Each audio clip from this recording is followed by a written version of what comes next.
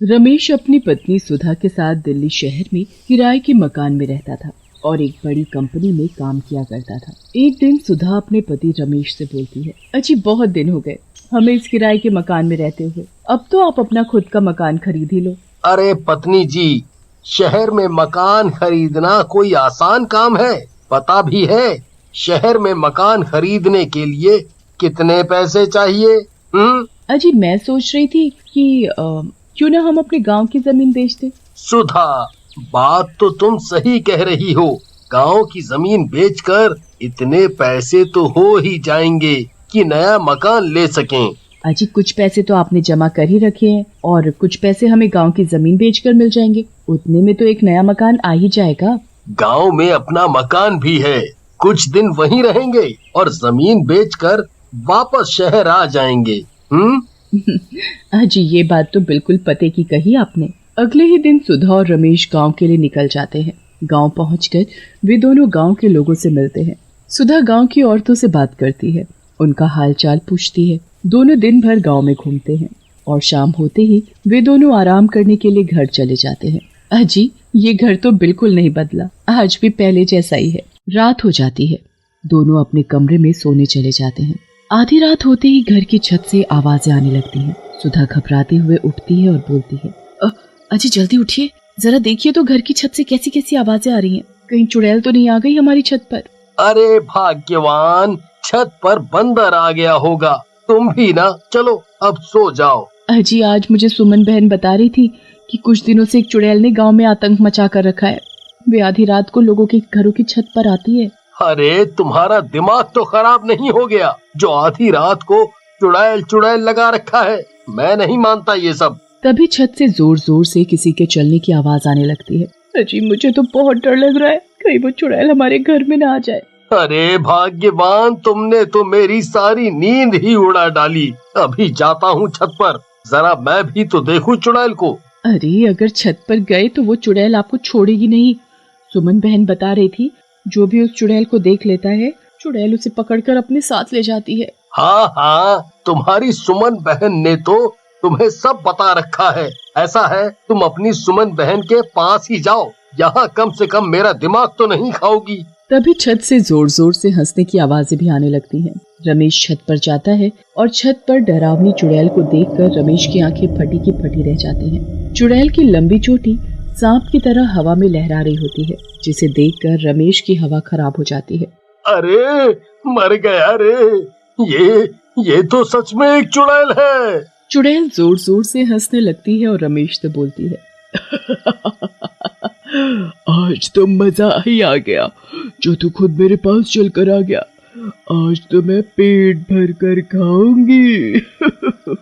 अरे चुड़ैल जी, मुझे जाने दो, मैं तुम्हारे आगे हाथ जोड़ता हूँ, मुझे छोड़ दो। ऐसा बोलकर चुड़ैल रमेश को अपनी लहराती चोटी में कसकर बांध लेती है और उसे अपने साथ उड़ाकर जंगल की तरफ ले जाती है। अरे मर गई रे, ये चुड़ैल तो मेरे पति को ही अपने साथ ले गई। अरे कोई तो बचाओ मेरे पति को। सुधा की चिल्लाने की आवाज सुनकर गांव के लोग वहां आ जाते हैं। गांव के लोग आपस में बातें करने लगते हैं। अरे भाई, ना जाने अब क्या होगा रमेश भाई का।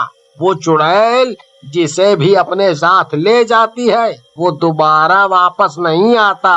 हाँ। तभी वहाँ गांव के सरपंच जी आ जाते हैं। सरपंच जी, कृपया करके मेरे पति को उस चुड़ैल से बचा लीजिए, नहीं तो वो चुड़ैल मेरे पति को कच्चा चबा डालेगी। तभी सुमन बहन वहाँ आ जाती है और बोलती है, हाँ सरपंच जी, अब तो आपको कुछ करना ही होगा। पहले मेरे पति को वो चुड़ैल अपनी लंबी चोटी में बांधकर जंगल के अंदर ले गई और आज सुधा बहन के पति को, कल ना जाने किसकी बारी आ जाए। सही कहा, अब तो कुछ करना ही पड़ेगा उस चुड़ैल का, नहीं तो ना जाने कल किसको उठा ले जाए। अगले दिन रात होते ही सभी गांव वाले अपने अपने घरों में चले जाते हैं और अपने घरों के खिड़की दरवाजे बंद कर लेते हैं। आधी रात होते ही चुड़ैल गांव में रहने वाले कालू की छत पर आ जाती है और जोर जोर से हंसने लगती है। कालू और उसकी पत्नी रमा बहुत डर जाते हैं। अरे मर गए रे, ये चुड़ैल तो आज हमारी ही छत पर आ गई। तभी कालू की पत्नी रमा बोलती है, अरे नाश पिटे, जरा धीरे बोल, कहीं तेरे साथ साथ मुझे भी ना उठा ले जाए ये चुड़ैल। अरे करम जली, कभी तो अच्छा बोल लिया कर, जब देखो मुंह खोलती है तो बस बुरा ही बोलती है। तभी कालू एक बड़ा सा चाकू उठाता है और गुस्से में बोलता है, आज मैं इस चुड़ैल के टुकड़े टुकड़े कर दूंगा। फिर देखता हूँ कि कैसे ये चुड़ैल किसी को उठा कर ले जाती है। हाँ। जैसे ही कालू छत पर जाता है, चुड़ैल कालू के सामने आ जाती है। कालू चुड़ैल से बोलता है, आज तू मेरे हाथों से नहीं बचेगी। देख मैं तेरा क्या हाल करता हूँ। तेरी इतनी हिम्मत कि तू मुझे मारेगा? रुक, अभी बताती हूँ तुझे तो मैं। ऐसा बोलकर चुड़ैल जोर जोर से हंसने लगती है और कालू को अपनी लंबी लहराती हुई चोटी से बांध लेती है और जंगल की तरफ उड़ाकर ले जाती है। अरे नाश पिटे, मैंने कहा था कि छत पर मत जा, पर मेरी सुनता कौन है। तभी रमा जोर जोर से चिल्लाकर गांव के लोगों को इकट्ठा कर लेती है। कुछ लोग लाठी लेकर चुड़ैल का पीछा करते हुए जंगल के अंदर चले जाते हैं। चुड़ैल कालू को लेकर एक खंडहर के अंदर चली जाती है।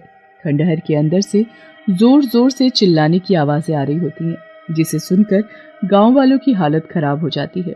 कोई भी खंडहर के अंदर जाने की हिम्मत नहीं कर पाता और सभी वहां से भागकर सरपंच जी के पास जाते हैं और सरपंच जी को सारी बात बताते हैं। सरपंच जी गांव के लोगों से बोलते हैं, उस चुड़ैल से पीछा छुड़ाने में अब तो पंडित जी ही हमारी कुछ मदद कर सकते हैं। सभी पंडित जी के घर जाते हैं और उन्हें सारी बात बताते हैं। पंडित जी अपनी आंखें बंद करके मंत्र बोलने लगते हैं और कुछ देर बाद पंडित अपनी आंखें खोलते हैं और बोलते हैं, उस चुड़ैल की एक लंबी चोटी है और चुड़ैल की सारी शक्ति उसकी चोटी में है। अगर चुड़ैल की चोटी को काट कर जला दिया जाए तो वो चुड़ैल भी अपनी चोटी के साथ भस्म हो जाएगी। अरे पर उस चुड़ैल की चोटी काटेगा कौन? तभी सुधा सरपंच जी से बोलती है, सरपंच जी, मैं जाऊंगी उस चुड़ैल की चोटी काटने। क्या पता मुझे मेरे पति रमेश वापस मिल जाए। अरे बहन, फिर तो मैं भी तुम्हारे साथ चलूंगी। क्या पता तुम्हारे पति के साथ मुझे भी मेरे पति मिल जाए।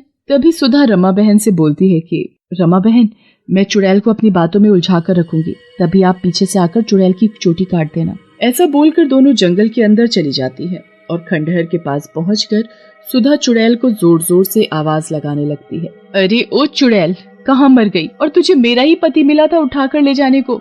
अरे करमचली, जरा बाहर तो निकल। तभी चुड़ैल गुस्से से बाहर आती है और बोलती है, तेरी इतनी हिम्मत कि मुझे बुलाए? तुझे अपनी जान प्यारी नहीं है क्या जो तू मुझे बुला रही है?